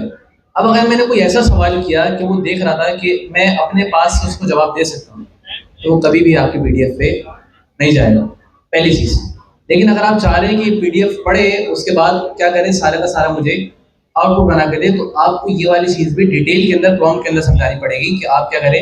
ये जो मैंने आपको पीडीएफ प्रोवाइड की है, आप इस पीडीएफ को खोलें, ऐसे नहीं बोलेंगे कि खोलें, ये जो मैंने आपको पीडीएफ प्रोवाइड की है उसकी बेस के ऊपर क्या करें, जो इन्फॉर्मेशन है आप इसको यूज़ करें। तो ऐसा नहीं है कि आपने डेटा दे दिया, उसको पीडीएफ दे दिया, आप उसको बोल भी नहीं रहे कि इसको देखोगे, नहीं, वो एलएलएम है, उसको आपको हर छोटी से छोटी चीज़ भी क्या करनी पड़ेगी, समझानी पड़ेगी। बस ये याद रखें कि चैट जीपीटी से जब भी बात करें ना, ये याद रखें कि आपके पास कोई नया स्टूडेंट आया है, उसको कुछ भी नहीं पता, अगर आप उसको कुछ सिखाना चाह रहे हो तो आपने स्टार्टिंग से लेके ग्राउंड लेवल से लेके इसको एडवांस लेवल तक सब कुछ समझाना। ये मत समझे कि इसको बताओ, ऐसा नहीं है। आप प्रॉम्प्ट में भी वो सारी चीज़ें बताएंगे, आप ये नहीं सोचें कि यार ये खुद कर लेगा होशियार, ऐसा नहीं। आप क्या करेंगे, वो सारी चीज़ें उसको समझा रहे हो। उसके अलावा देखो क्या अभी पढ़ेंगे, वो टेक्निक्स है हमारे पास, वो पढ़ेंगे, ठीक है। उसके अलावा इसके अंदर एक चीज़ लिखी हुई है, ये समझा आपका? रैक नहीं, आगे भाई अगली क्लास में बताएंगे। ठीक है, रैक रैक फिर हम आगे देख रहे होंगे ये सारी चीज़ें। उसके अलावा बस एक चीज़ देख लेते हैं, जो फेलियर मोड है। प्रॉम्प्ट के अंदर जब भी मैं हमारे एलएलएम से कोई ऐसा सवाल करूं जिसकी इंफॉर्मेशन उसके पास नहीं है, क्या करता है?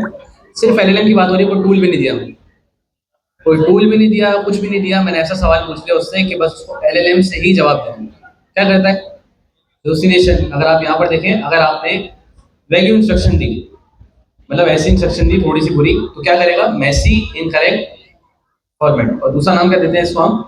हेलुसिनेशन। उसके अलावा क्या है अगली चीज? कॉन्टेक्स्ट इंजीनियरिंग के अंदर क्या होगा?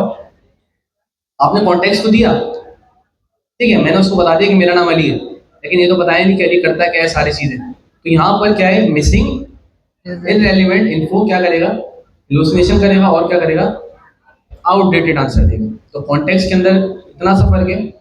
प्रॉम्प्ट क्या करता है कि आपके पास जवाब तो देगा, लेकिन क्या करेगा, मैसेज इंस्ट्रक्शन ये सारे हमारे पास हेलुसिनेशन करेगा, लेकिन कॉन्टेक्स्ट के अंदर जब दे रहे हैं, कॉन्टेक्स्ट के अंदर किस चीज में मसला कर सकते हैं हम, इंफॉर्मेशन दे रहे हैं, तो क्या करेगा, हेलुसिनेशन करेगा, और अगली चीज क्या देगा हमें, आउटडेटेड आंसर। अब हमारे पास कुछ टेक्निक से हम डायरेक्ट उस पर चलते हैं, बस ये 3 लाइनें पढ़ लेते हैं। ये रहा, हाउ दे वर्क टुगेदर। सबसे पहले क्या लिखा हुआ है, start with a Good. Good prompt, clear task, constant and an output contract easy Jason schema. आपको एजेंट ऐसे की याद है, हम क्या करते थे, उसको बताते थे कि जब भी एलएलएम कॉल करो, एलएलएम के बाद क्या करो, आप सारी के सारा जो डेटा दोगे वो किसके अंदर दोगे, जेसन के अंदर। ये हम बता सकते थे उसको, बता सकते थे कि नहीं भाई, बता सकते थे। तो जब हमने उसको, हमारे एजेंट को आके ये एलएलएम को बता दिया कि आपने क्या करना है, जो मुझे आउटपुट देना है, बाय डिफॉल्ट किसके अंदर दे रहा होता है हमारे पास, मार्कडाउन के अंदर, किसके अंदर रहता है, मार्कडाउन के अंदर। लेकिन अगर हम इसको बता दूं, मैं कह दूं आपने जो मुझे जवाब देना है हर बार किसके अंदर देना है, जेसन के अंदर, टेबल फॉर्मेट के अंदर, आपने कुछ पॉइंट्स बना के देने, तो एलएलएम क्या करेगा, हर बार उसी तरह से मुझे जवाब दे रहा होगा। उसके अलावा अगली चीज क्या है, then grounded with context supply only the most relevant passage table and true result. इसका क्या मतलब, इसका क्या मतलब, अभी मैंने क्या बताया कि जब भी हम एलएलएम से बात करते हैं, प्रॉम्प्ट तो देते ही देते हैं, लेकिन उसके साथ क्या दे रहे होते हैं, इंफॉर्मेशन। तो यहाँ से अगर आप पढ़ें, supply only the most relevant passages table, और उसके अलावा ट्रू रिजल्ट, ये आपको इससे तो फेमिलियर होंगे आप लोग। ट्रू रिजल्ट क्या है, ट्रू रिजल्ट क्या है, एजेंट ऐसे के सबने पढ़ा हुआ भाई। टूल टूल कॉल होता था, हमारे पास क्या होती थी, चॉइसेस होती थी कि या तो डेटा है वो किसके पास जाए, एलएलएम के पास जाए, हम उसको जाने से रोक भी सकते थे। सारी छोटी छोटी चीजें आती ना, टूल यूज बिहेवियर, ये सब पढ़ा था। तो ये क्या है कि अगर आपने कॉन्टेक्स्ट देना है तो आप पैसेजेस, टेबल्स और टूल रिजल्ट भी पास कर सकते हो। उसके अलावा the prompt guides behaviour, prompt क्या करता है, गाइड करता है किसके बारे में, behaviour, the context supply knowledge. तो जब भी हम प्रॉम्प्ट देंगे, हमने एलएलएम को इंस्ट्रक्शन दी किस तरह बिहेव करोगे आप, लेकिन अगर एलएलएम के पास वो इंफॉर्मेशन नहीं है तो हम क्या करेंगे, उसको देंगे कॉन्टेक्स्ट। तो यहाँ पर लिखा हुआ भी है, prompts guide behaviour, context supply knowledge. अब हम थोड़ा सा नीचे आते हैं, ये वाली चीजें आप लोग खुद पढ़ लिएगा। अगली चीज हमारे पास है हाउ एलएलएम वर्क, पढ़ चुके डिटेल में, ये पढ़ा है ना लास्ट क्लास में, पूरी क्लास निकालिए इसमें भाई, तो जवाब दे दें, ठीक है। तो इसको आप एक दफा पढ़ लीजिए। अगली चीज हमारे पास टेम्परेचर, टेम्परेचर अच्छा, टेम्परेचर हमने एजेंट एसडीके में देखा था कि हम एजेंट एसडीके में टेम्परेचर सेट करते थे, याद है आप सबको। अच्छा, टेम्परेचर जब हम 0.3 करते थे तो क्या होता था, लेस क्रिएटिव हो जाता था, बिल्कुल फोकस आंसर देता था। अगर हम उसे 0.4 से 0.7 करते थे तो क्या थोड़ा सा क्रिएटिव हो जाता, बैलेंस हो जाता था, बिल्कुल बैलेंस आंसर देता था। अब थोड़ी सी क्रिएटिविटी और कंसिस्टेंसी आ जाती। अगर हम उसे 0.0 या 0.3 का चेंज करते थे, वो एक ही जवाब बार बार देता था और अनकंसिस्टेंट था। अच्छा, अगर हम उससे टेम्परेचर को हाई कर दें, 0.8 से लेकर 0.1 तक, 0.8 से लेकर 1 तक कर दें, तो वो क्रिएटिव हो जाता था और हमें बहुत ही ज्यादा अनप्रेडिक्टेबल जवाब दे देता था। ठीक है। टेम्परेचर क्या होता है, अगर मैं आपसे पूछूं, टेम्परेचर होता क्या है, एलएलएम हमारा कितना क्रिएटिव होगा, ये कौन डिसाइड करता है, कौन डिसाइड करता है, टेम्परेचर। मिसाल के तौर पे मेरा टेम्परेचर 0 पे क्या होगा, आप मुझसे मेरे बारे में पूछो। अगर आप मुझसे आगे पूछे कि सर आप कैसे हैं, मैं बोलूंगा ठीक। ठीक क्या था, मेरा टेम्परेचर किस पे था, 0 पे था। लेकिन अगर मेरा टेम्परेचर गया हुआ है बिल्कुल हाई, पूरा 1, तो आप मुझसे आगे पूछे, मैं आपको बोलूंगा बैठे वैसा, मैं आपको अपने बारे में भी बताऊंगा, सारी इन्फॉर्मेशन आपसे भी लूंगा, फुल क्रिएटिव मोड में। लेकिन जीरो पे क्या है, प्रिसाइज आंसर देगा। कौन सा आंसर देगा? प्रिसाइज आंसर देगा। जितना उससे पूछा गया उसके बारे में उतना ही जवाब दे देगा। लेकिन अगर मेरा टेम्परेचर फुल पीक पे, आप मुझसे पूछे कैसे हैं, मैं बोलूंगा बिल्कुल ठीक, आप कैसे हैं, आए बैठते हैं, मजीद गुफ्तगू करते हैं, ऐसा ही होगा। एलएलएम से जब आप कभी टेम्परेचर बढ़ा के सवाल करें, क्या करते हैं, आपसे पूछता है व्हाट अबाउट यू। लेकिन अगर आप टेम्परेचर जीरो करके बोले, क्या बोले, बस आई एम गुड, खत्म इस पे। तो टेम्परेचर क्या डिसाइड करता है कि हमारा एलएलएम क्या करेगा, कितना क्रिएटिव होगा और कितने क्रिएटिव आंसर देगा। अब ये काम क्यों आता है, अभी तो मैंने अपनी मिसाल दे दी, वैसे इसका क्या काम है? मिसाल के तौर पे मैंने एजेंट बनाया मैथ का एजेंट बनाया, जिसमें मैंने उससे जाके पूछा 2+2 क्या होता है। क्या बताना चाहिए उसको? 4। शराफत से 4 बता के चलेगा। अब अगर वो मुझे 4 लाइनों में ये बता रहे हैं कि अगर मैं ऐसे कर देता हूँ तो 5 होता है, ऐसे कर देता हूँ तो शायद 6 होता, लेकिन लब्बे लुबाब ये है कि आंसर होगा 4। ये क्या है? क्या ये किसी भी मैथ के एजेंट के लिए रेलिवेंट चीज थी? लेकिन अगर आप उसको इस तरह से एजेंट बनाए, किसी पोएट्री के बारे में पूछ रहे, कोई आप नॉवेल्स वगैरह लिख रहे हैं, कुछ भी लिख रहे हैं जिसमें आपको क्रिएटिव काम चाहिए, अब अगर आप उससे वो सवाल करें, अब अगर वो क्रिएटिव हुआ भी तो आपको अच्छा लगेगा कि क्या कर रहा है, थोड़ा अच्छे जवाब दे रहा है। तो सबसे पहले टेम्परेचर हम इस तरह याद रखें कि टेम्परेचर जब बहुत लो होगा तो क्या करेगा हमारा एलएलएम, कम क्रिएटिव होगा। लेकिन जब एलएलएम का टेम्परेचर बहुत ज्यादा होगा, और ये सेट कौन करता है? सेट कौन करता है? हम खुद। ये वाले कंट्रोल्स इसके पास हैं, हमारे पास। अब अगर एलएलएम का टेम्परेचर बहुत ज्यादा होगा तो एलएलएम क्या क्या करेगा? क्रिएटिव आंसर देगा। अब मुझे अगर कोई ये समझा पाए, शायद किसी को बताओ कि ये होता कैसे है? मैंने टेम्परेचर जीरो किया, हम क्रिएटिव आंसर दे रहे हैं। मैंने टेम्परेचर बहुत हाई कर दिया, तो ये क्रिएटिव आंसर दे कैसे रहे? ये कितने लोगों को पता है? बिहाइंड द सीन वाली स्टोरी पता है? आ जाओ, आ जाओ, ऊपर आ जाओ। अस्सलाम वालेकुम। तो ये जो टेम्परेचर हमने सर ने अपने बताया, वो उसके बारे में मैं ये बताना चाहूँगा कि उसको मोस्ट प्रोबेबिलिटी जो होती है, जो हम टॉप पी और टॉप के सेट करते थे, जिसकी बेसिस पे वो अपने टोकन्स जो मोस्ट टॉप के 5 जो टोकन्स जो जनरेट करेगा, उसमें से वो जिसमें मोस्ट प्रोबेबिलिटी जिसमें होगी, जिसके मोस्ट चांसेस होंगे, उसी को कनेक्ट करेगा, टेक करेगा, उसके बाद वो आंसर देगा। तालियां बजा रहे हैं, अच्छा बताया। ठीक है, अभी टेम्परेचर वाली गेम चलती कैसे है इसके बारे में भी हमने डिस्कस किया हुआ है पहले। किस तरह? मैंने आपको बताया था कि एलएलएम क्या करता है, आउटपुट कैसे देता है, टोकन के बाद टोकन गैस कर रहा होता है, ऐसा ही होता है। अब अगर मैं टेम्परेचर जीरो कर दूं, वो क्या करेगा?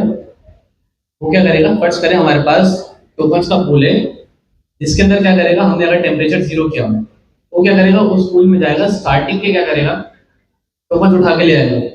तो हर बार मुझे पता है कि मेरा जो आंसर आएगा वो क्या आएगा, सेम ही आएगा। और मैं अगर चाह रहा हूँ कि मेरे पास हर बार सेम आंसर आए, इसके लिए मैं क्या करूँ, टेम्परेचर क्या कर दूँ, कम कर दूँ। कब जरूरत है मुझे इसकी?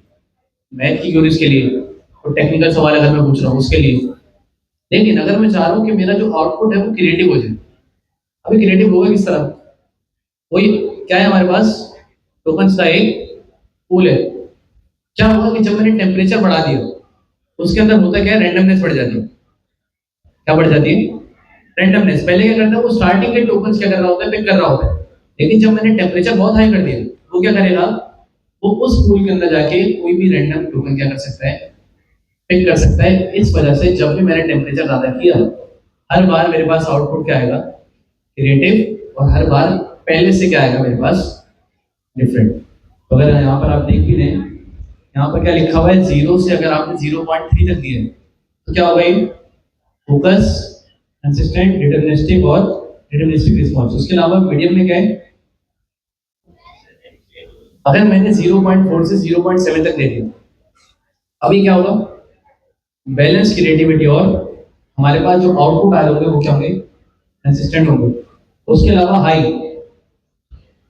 ये क्या है, creative, diverse but potentially unpredictable. क्यों होगा ये अनप्रेडिक्टेबल, क्यों होगा, क्योंकि वो जो मेरे पास टूल है उसके अंदर से क्या करेगा, वो जाके क्या करेगा, रैंडमली क्या कर रहा होगा, सेलेक्ट कर रहा होगा। उसके बाद ये चीजें फिर आपको पढ़ लेगा, जीरो पे क्या है, मैथ प्रॉब्लम, क्रिएटिव राइटिंग, ये सारी चीजें। अगली चीज है हमारे पास टॉप की और टॉप की। टॉप की आइडिया कितने लोग हैं, आप लोगों ने टेस्ट दिया हुआ इसका, अभी हाथ ही नहीं उठा लेके सर दोबारा समझाने को अलग बात है। टॉप की और टॉप की लड़कों में कितने लोग का आइडिया, यहां पर आकर टॉप के समझा बन सकता है, कोई भी नहीं। कोऑर्डिनेटर बुला लो। अभी अभी मेजोरिटी को आता था, टॉप की भी आता था, टॉप की भी आता था, लेकिन जब बात हुई स्टेज की, आप लोगों को भी स्टेज से डरते हैं ना, हाँ? क्यों भाई? अच्छा मुझे ये पता है मेरे क्वार्टर 1 के स्टूडेंट कितने हैं, जिन्होंने मुझसे क्वार्टर 1 में पढ़ा। हाँ आप दोनों को देखा है, आप नहीं ना, आप क्वार्टर 1 में कैसे थे, दूसरे, वो तो मैं क्वार्टर 2 में सैटरडे में आया था ना, क्वार्टर 1 में मैं था ट्यूसडे में, सर फिलहाल आप लोगों ने देखा था जब मैं क्वार्टर 1 में आया था कैसे पढ़ा था, बिल्कुल दादा सहमा बच्चा, आ रहे हैं, माइक माइक अभी खोल नहीं रहे, हाथ पाँव पहले कांप रहे हैं,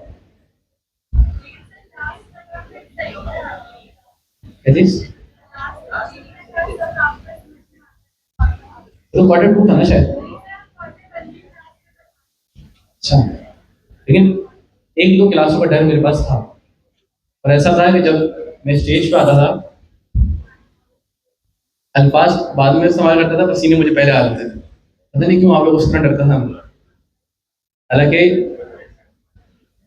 हालांकि मैं यहाँ पढ़ाने आया था, डरना आप लोगों को चाहिए, इस सर कभी भी स्टेज पे ना बुला दें, लेकिन होता है। तो ये डर किस तरह निकलता है, अगर आप सच बताऊं, अगर आप ये सोचें कि इसके ऊपर जाके कोई आर्टिकल पढ़ें, इसके ऊपर कोई वीडियो देखें कि डर किस तरह निकालें, किस तरह कॉन्फिडेंस से बात करें, बहुत कम फर्क पड़ेगा। लेकिन जब आप स्टेज पे आए, बोलना शुरू करें, आहिस्ता आहिस्ता क्या होगा, आहिस्ता आहिस्ता ये डर निकल जाएगा। अब अगर मैं नीचे आऊँ ना, उससे नीचे बड़ी कम बात होती है, लेकिन अगर मैं स्टेज से बात करूँ, स्टेज से ऐसी एनर्जी आती है कि बस कुछ भी बोलो। तो ये है टाइम के साथ साथ, टाइम कॉन्फिडेंस नहीं आया, बस वो आदत हो गई चीज की। ये है कि अगर आप करते रहते हैं एक चीज, तो वो वाली चीज फिक्स हो जाती है। तो आप लोगों के पास भी चांस है, जब हम बुलाया करें, फिक्र नहीं करें किसी की भी कौन क्या सोच रहा है, तो ये सोचा करें अगर इसको आता तो शायद ये बैठा होता है यहाँ पर। जाहिर है आप आए, इसका मतलब क्या है, आपको कम से कम आता तो है, आपने हिम्मत तो की आने की। ये जो सामने बैठे हुए इन्होंने तो हिम्मत ही नहीं की। अब अगर मैं कुछ भी गलत बोल दूँ, इनको क्या पता, ऐसे सोचना नहीं, लेकिन मैं बता रहा हूँ, दिमाग में मोटिवेशन आएगी। अक्सर मैं अपने ना सिनारी वाले स्टूडेंट्स को बोलता हूँ पढ़ाते हुए, यहाँ तो मैं बहुत ख्याल रखता हूँ, लेकिन जो मेरे सिनारी के स्टूडेंट हैं, मैं वहाँ पर ना सबको बहुत सीधा करके रखता हूँ। तो मैं उनको कहता हूँ कि मेरे लिए ना बहुत आसान है कि आप लोगों को खुश रख के इस क्लास से निकल जाऊँ, आपको पता भी ना चले। फर्ज करें मैं इस क्लास में आया, मैंने आपको प्रॉम्प्ट कॉन्टेक्स्ट इंजीनियरिंग पढ़ाई, मैं आपको एक ही चीज 4 दफा पढ़ा दूँ, सेम चीज, क्या होगा, आप लोग जब यहाँ से निकल रहे होंगे ना, आपको वो चीज रटी भी होगी कि सर ने ये पढ़ाया, आप लोग सोच कर रहोगे आज जो सर ने पढ़ाया वो बड़ा अच्छा समझ आया। लेकिन हुआ क्या, मैंने क्या किया, आप लोगों की स्पून फीडिंग, और स्पून फीडिंग आप लोगों को आगे जाके बहुत नुकसान देगी, आप कभी भी खुद से फिर चीजें नहीं पढ़ पाएंगे। अभी अगर आपने नोट किया हो, मैं एक चीज एक ही दफा पढ़ाता हूँ शायद, उसके बाद शायद उस पर जाता हूँ, लेकिन मैं बताने का मकसद ये है कि आप लोगों को खुश रखना बहुत आसान है, बहुत आसान है। बस एक चीज़ आके 10 दफ़ा पढ़ाओ, हर चीज़ की डायग्राम बना के लाऊं, आप लोग बोले यार आज समझ आ गया, लेकिन बस वो करें क्या, बाकी सारे टॉपिक स्किप करें, थोड़ा थोड़ा सा जो लिखा हुआ वही पढ़ा के चले जाओ। और आप लोगों को क्या पता, मैं कुछ भी बोल दूँ, ऐसा ही है। अगर कोई पहले से पढ़ के आया हुआ वो तो मुझे पकड़ लेगा, वो डायरेक्ट सवाल कर ले। इसलिए मैं कहता हूँ कि आप लोग क्या करा करें, पहले से पढ़ के भी आया करें, ताकि आज की क्लास के अंदर कॉन्सेप्ट क्या हो, थोड़े अच्छे हो। आपको घर से पढ़ के आएंगे, आपको कुछ चीज़ समझ नहीं आएगी, आपको सवाल करेंगे, तो क्लास क्या होगी, क्रिएटिव होगी। मैं इस क्लास में कभी किसी को मना नहीं करता कि उस बीच में सवाल नहीं करो, एंड में करना। उसका जो सवाल है वो सवाल करें। इससे क्या होता है, आपके डाउट्स उसको रिजॉल्व करते हैं, तो इससे क्या होती है, क्लास थोड़ी प्रोडक्टिव होती है। मैं आओ पढ़ाता रहूँ, बोलता रहूँ, आप लोग पीछे सो रहे हो, मुझे क्या पता, सही होता है। तो बहरहाल अब टॉप के कौन समझा सकता है? हाँ भाई। अस्सलाम everyone, this is Sidra Rahman. Basically हमारा जो प्रॉम्प्ट होता है वो 3 चीज़ों पर डिपेंड करता है, एक टेम्परेचर, टॉप एंड टॉप की। हम अगर अपनी प्रॉम्प्ट में या अपने आउटपुट में क्रिएटिविटी लाना चाहते हैं तो हम इन तीनों का इस्तेमाल एक साथ करते हैं। टेम्परेचर तो सर ने समझा दिया है, अब है टॉप पी और टॉप के का। टॉप पी क्या होता है? टॉप पी बेसिकली हमारी क्यूमुलेटिव प्रोबेबिलिटी होती है हमारी वर्ड्स की, जो हमारा एलएलएम यूज करता है। लेट्स सपोज अगर मैं किसी कोई आर्टिकल लिख रही हूँ या मैं किसी चीज़ को एक्सप्लेन कर रही हूँ और मैं उसमें कोई चीज़ एक्सप्लेन करना चाह रही हूँ, एक्शन को शो करना चाह रही हूँ, और उस एक्शन के बिहाफ पे बहुत सारे वर्ड्स हैं, जैसे कि जंपिंग, रनिंग, ठीक है, वॉकिंग, ये सारे वर्ड्स हैं। अब एलएलएम क्या डिसाइड करेगा कि मैं जिस आर्टिकल में ये वर्ड यूज करना चाह रही हूँ उसमें से कौन सा वर्ड वो पिक करेगा, राइट वर्ड, तो वो प्रोबेबिलिटी के बिहाफ पे करेगा। अगर मैंने प्रोबेबिलिटी 0 से लेके 30% तक चूज करी है तो उसमें उस वर्ड की प्रोबेबिलिटी क्या आ रही है, एलएलएम वो वर्ड पिक करेगा और मेरे उस आर्टिकल में डाल के मुझे आउटपुट जनरेट करके देगा। ये तो हो गया टॉपी का काम। टॉपी के जरिए हम अपने वर्ड्स की प्रोबेबिलिटी को उसमें सेट करते हैं और एलएलएम जो है उसमें से वो वर्ड पिक करता है प्रोबेबिलिटी के बिहाफ पर। अगर हमने 0 से 0.3 के दरमियान रखी है तो उसके बिहाफ पे उसको पिक करेगा। अगर हमने उसके ऊपर रखी है तो उनमें जो वर्ड्स आ रहे होंगे प्रोबेबिलिटीज में, एलएलएम सबसे मोस्ट एक्यूरेट वर्ड को पिक करेगा और आउटपुट जनरेट करके हमें हमारे रिजल्ट जो हम इनपुट देंगे उसका आउटपुट जनरेट करके देगा। जो के का काम होता है, टॉप के का, वो भी उससे पी से रिलेटेड होता है। वो क्या, जो हमने जो tokens, most likely tokens LLM use करता है उन वर्ड्स के लिए, वो वर्ड वो पिक करेगा मोस्ट एक्यूरेट और फिर हमें मोस्ट क्रिएटिव और मोस्ट रेलेवेंट आउटपुट जनरेट करके देगा।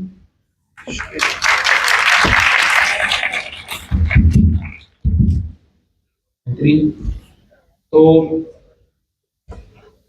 सिंपल अगर हम कहें, टॉप के क्या करता है, टॉप के क्या करता है, हमारे पास जो हमने अभी टेम्परेचर में पढ़ा, क्या होता है हमारे पास टोकन का एक पूल, जिसके अंदर से क्या करता है वो सारे के सारे वर्ड्स उठा रहा होता है। बस टॉप के काम क्या है, टॉप के ना एक तरह लिमिट लगा देता है। मिसाल के तौर पे मैं कह रहा हूँ मुझे इस क्लास के अंदर CR बना दे, मैंने ये वाली बात की, आप लोगों ने क्या सुना, मैंने क्या करना है इस क्लास के अंदर CR बना दे। क्या सब सोच सकते हैं कि हमारा नंबर आ सकता है? सब सोच सकते हैं? ऐसे ही होगा, सब बोल सकते हैं मुझे इस क्लास में CR बनाना है, सब बोल सकते हैं कि मैं बन सकता हूँ। लेकिन मैं अगली बात कह दूं कि मुझे स्टार्टिंग के 2 रो में से ही चाहिए। मैंने क्या कहा, मुझे स्टार्टिंग के 2 रो में से ही चाहिए। 2 रो वाले तो सोच रहे होंगे कि हम बन जाए, पीछे वाले बोल रहे होंगे नहीं यार हमारा तो चांस ही नहीं। तो टॉप के क्या करता है, हमारा जो क्या है टोकन का पूल है, उसको क्या कर देता है, लिमिट कर देता है कि अब जो इसके अंदर से टोकन सेलेक्ट होगा वो इसी क्या होगा जो हमने यहाँ पर लिमिट लगाई है उसके अंदर से सेलेक्ट हो रहा होगा। इसके अलावा टॉप पी क्या है, टॉप पी क्या करता है,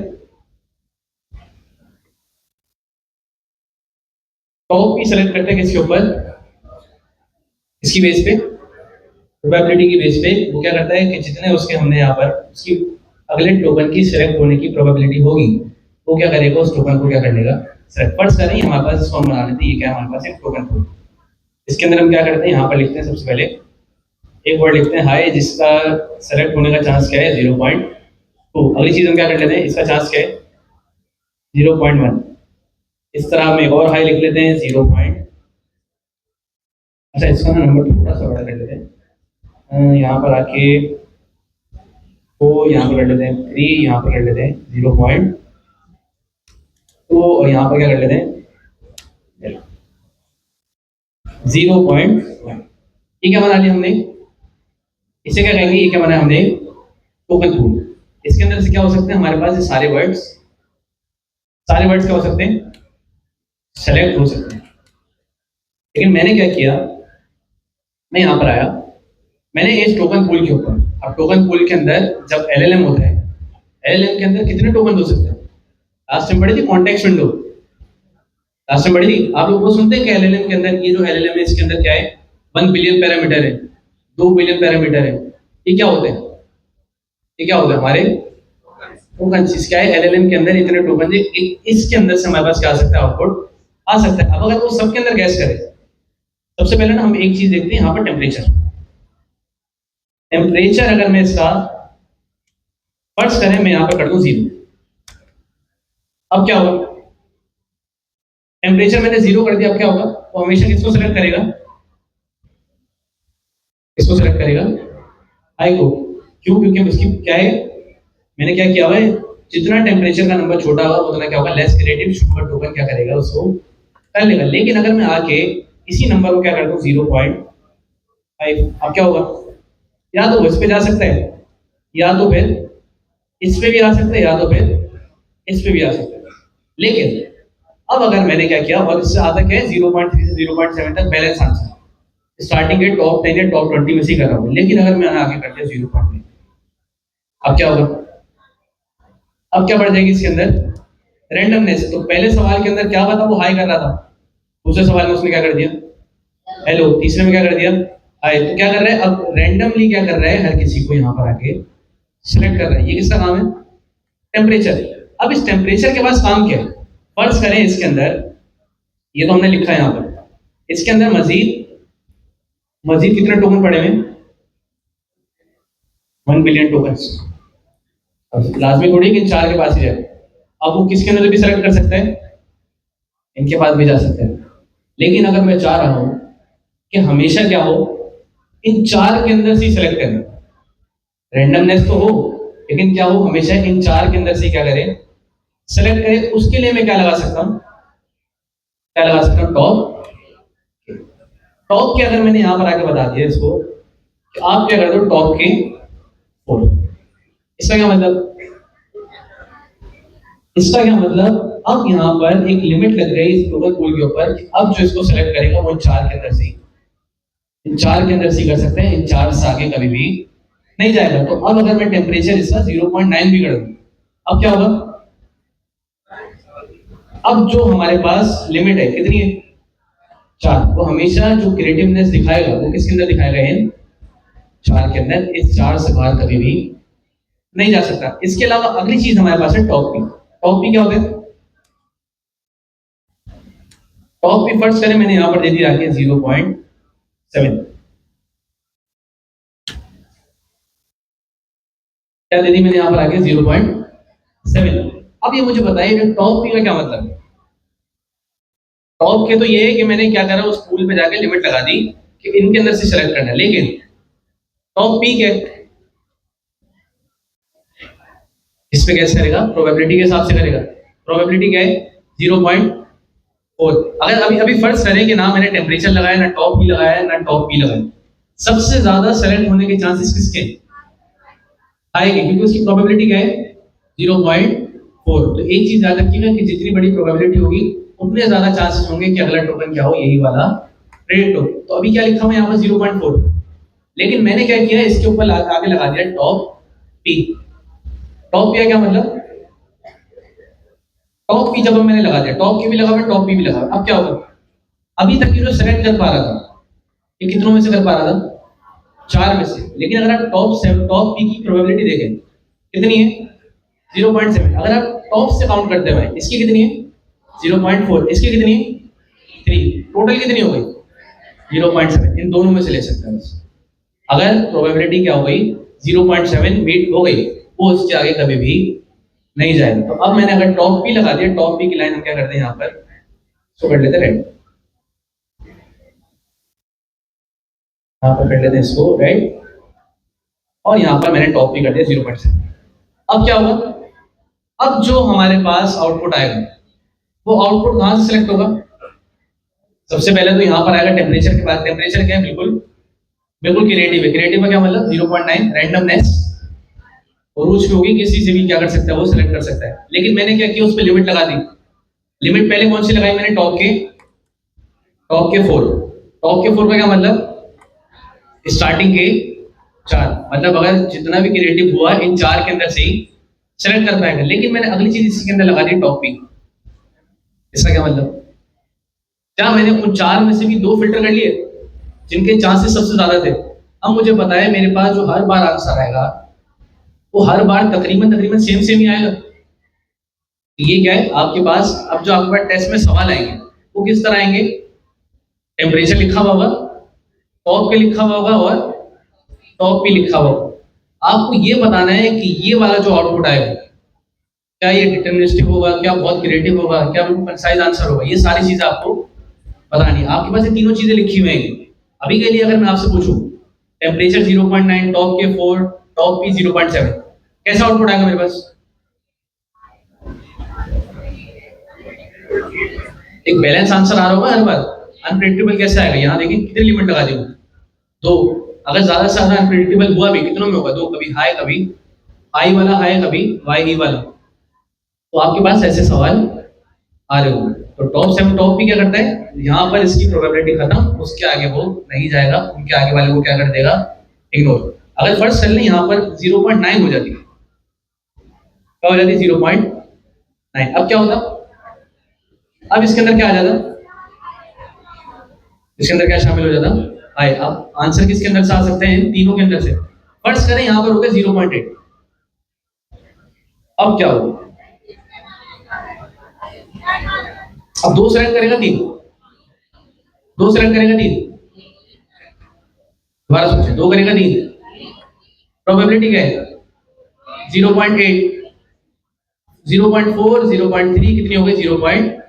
0.8 कहां पर हो रही है बीच में, कहां पर हो रही है बीच में। तो अगर सुन ले तो क्या होगा, जब भी या तो क्या होनी चाहिए, प्रोबेबिलिटी बड़ी होनी चाहिए, या तो क्या होनी चाहिए, बराबर होनी चाहिए। छोटी के ऊपर वो कभी भी सिलेक्ट नहीं करेगा। तो अगर प्रोबेबिलिटी क्या है 0.8 और यहाँ पर 3 टोकन सेलेक्ट हो रहे हैं किसके ऊपर 0.9, तो क्या करेगा, तीसरे वाले को बहुत अच्छे से क्या कर देगा, हटा देगा, नहीं करेगा सर।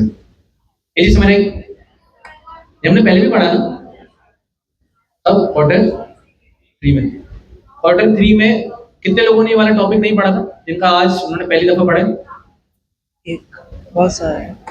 पिछली बार तो सारे ही नहीं थे, आज सिर्फ 2-4 देख रहे नहीं। अपनी क्लास में पढ़ा होगा। हमारी क्लास में कितने ऐसे लोग थे जिन्होंने टॉप भी पहले नहीं पढ़ा था, ठीक है, क्योंकि हमारे टेस्ट के अंदर था। और आपने क्या करना है, इसकी तैयारी बहुत अच्छे से करनी है। इसके सवाल हैं और काफी सारे हैं। आपके पास क्या होगा, आपने टेस्ट दे दिया, पास हो।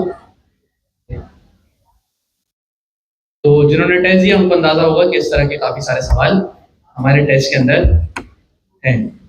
तो बहरहाल ये हमारा टॉपिक, इसको एंड करते हैं, फिर हम आगे चलते हैं।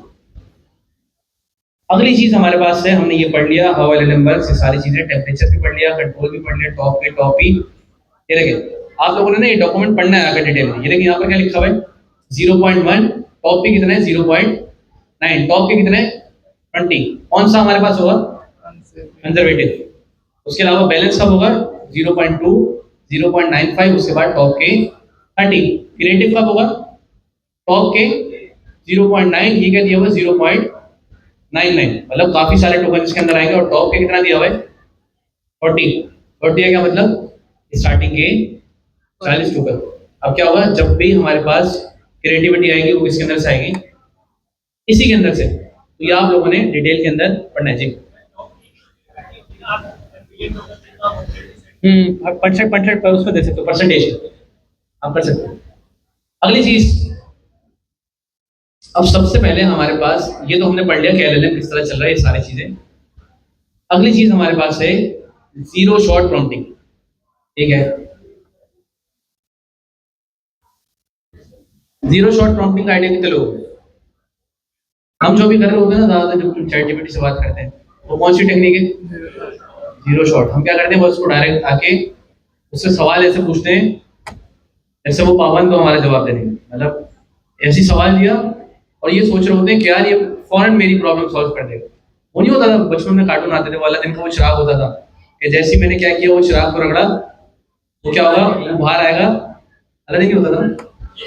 हाँ, वो जिन आएगा बाहर, वो आपसे पूछेगा क्या पूछ रहा था, क्या हुक्म मेरा आता, और वो सारा काम कर देगा। हम एलएलएम को इस तरह ले रहे होते हैं, लेकिन एलएलएम को भी बुरा मान जाए ना अगर, फिर वो आपको बताता भी है। बहरहाल जितना अच्छा, वही वाली याद रखिए, जितना अच्छा प्रॉम्प्ट उतना अच्छा हमारे पास। और जीरो शॉट क्या होता है? शायद नजर आ रहे हैं? उसको बंद कर दो ना, साइड वाले उसको बंद कर दो।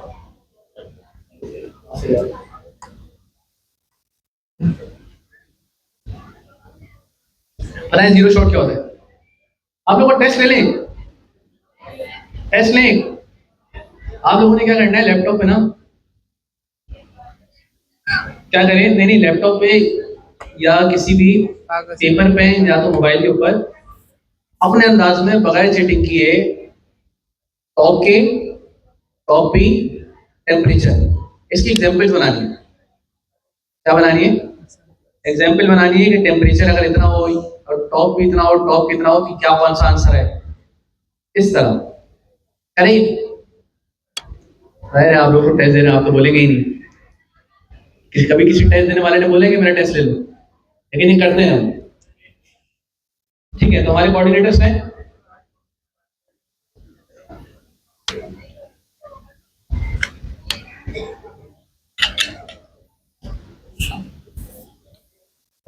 तो हम यहां पर आते हैं नोटपैड।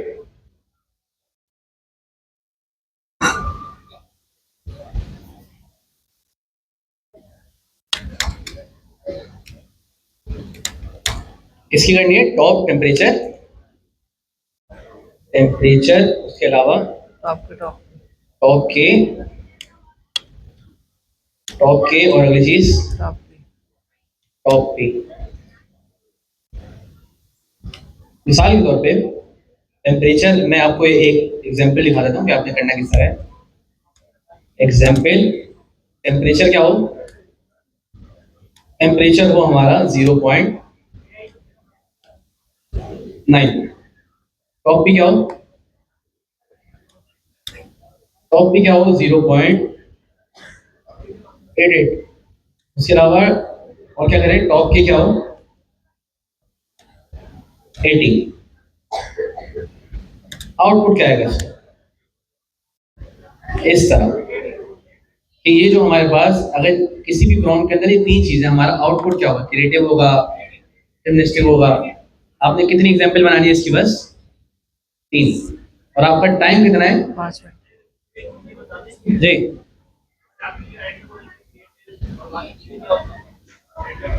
देखो क्रिएटिव तो ये होता है कि क्रिएटिव में क्या होगा कि ऐसा होता है कि जब भी आपका आउटपुट आ रहा है वो क्या होगा, कभी भी एक जैसा नहीं आ रहा होता।